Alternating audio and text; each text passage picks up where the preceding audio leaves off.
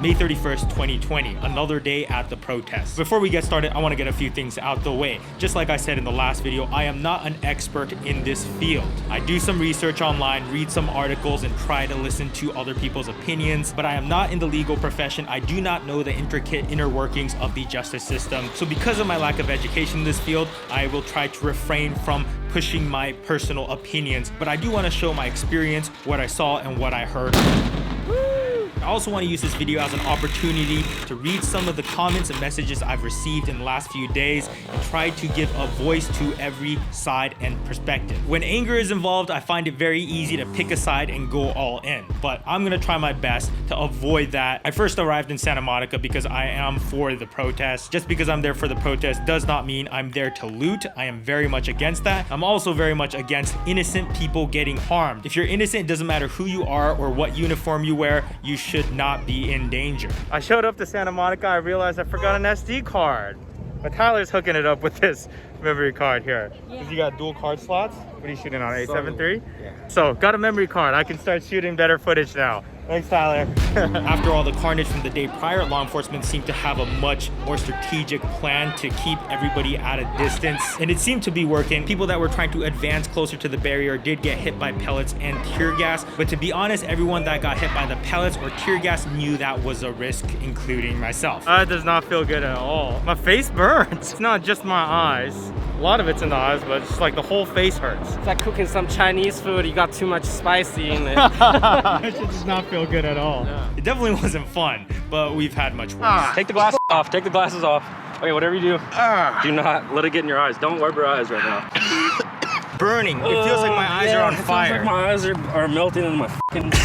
This doesn't need to be a turnoff for going to a protest, because if you do not want to risk getting tear gas, you can stand 20 feet back, you'll be fine. I did see some damage to public property, and I heard there was a lot of looting going on, so that is very, very unfortunate. But compared to the previous day, everything seemed like it was being handled much better. I also thought it was awesome to see that all members of the community were coming out. Chris says, Gene, I love what you do. I just hope you put these protesters in good light. They get enough bad and misinterpreted coverage from the media and such already. Yeah, let's talk about that. This is a peaceful protest!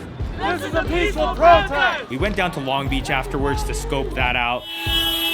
And that is where it became very, very clear that the people that are looting and causing unnecessary damage, they are completely different people from the protesters. The protesters were there clearly to fight the good fight. They showed no major aggression, no violence, no damage, and there was a very clear stance to not loot. Do not loot!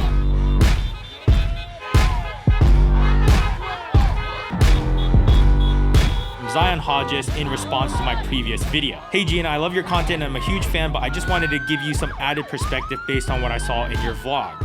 The issue being protested isn't as simple as George Floyd being killed, because this isn't a standalone issue. It's been happening for years, decades, and centuries. And if you pay attention, you'll notice that the list of names of unarmed black people being killed without justice has been growing non-stop all the time. The reason people are rioting is because they've been peacefully protesting for years. Colin Kaepernick lost his job for peacefully taking a knee during the national anthem, yet he still got removed and hated by the country. People are rioting because the government historically doesn't listen to peace, so our perspective as being black people that live throughout this every day and wake up wondering, am I gonna be the next black person to die or be mistreated? It's important to understand that people are aware that rioting is insane, but we've been trying to be heard and have gotten ignored for centuries. And although rioting may not be the exact answer, we have no way of knowing what is, because everything else either gets us killed or gets ignored. I love you, man. Keep up the entertainment and positive vibes.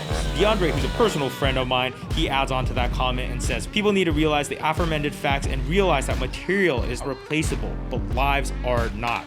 We walked for miles and the entire city was so positive. The energy was high. There was a loud and clear message. Overall, it felt like it was positive and we were moving in the right direction, and everybody seemed like they were looking out for each other. The first thing I saw that was looted was a Chuck E. Cheese. Yeah, literally a Chuck E. Cheese. Then the next big target was a shoe store, and everybody there that was part of that protest saw that as a huge disgrace. And as soon as I left that group, the energy took a complete 180 turn. All of a sudden, I didn't see a single word for George Floyd. I saw cars pulling up, groups of people getting out, rushing into a store, packing their bags and trunk as full as they possibly can and taking off to the next spot. It was a completely different crowd. The protesters, they love the camera. The looters, not so much. One even threatened to take my camera.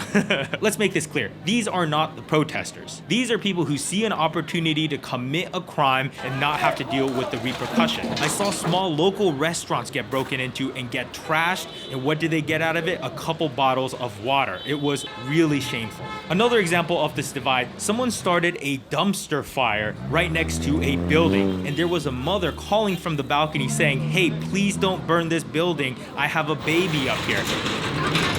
Of course, the guy that started the fire ran off. Yeah, let's do it. He was not a part of the protest. A few of us looked at that and said, hey, we should probably move this. That is the key difference between the protesters and the criminals taking advantage of this opportunity. Here's a comment from Philip Bloom, who's someone that I've followed for years and I'm a big fan of his work. I have covered protests that turned into riots countless times over my 17 years in news. Any good intentions are lost when violence erupts. They always attract people who are there not for the cause, but to cause anarchy. The only way true change can happen is through mass peaceful protest. The movie Selma, or watch the documentary, is a great example of this. It's terrible what happened to George Floyd, but what has followed is also terrible. There is no way this president will do anything to enact any change with this happening, probably never anyways, but that's him.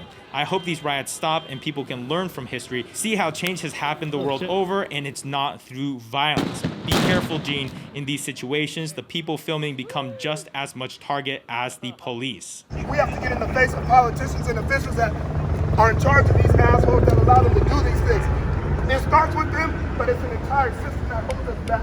In the black community, there's no jobs or upward mobility. There's no chance for that. Our schools are underfunded. The teachers are undertrained. We have so many things that come from systemic oppression, institutional practices that have led us here, to this point. So this can't just be a moment where it's cool to talk, it's cool to put up the sign. This has to be a daily thing for you. If you believe in justice, there can be no justice without peace, and there is no justice absent of love.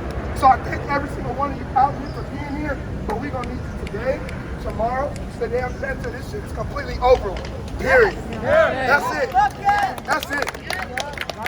That's it.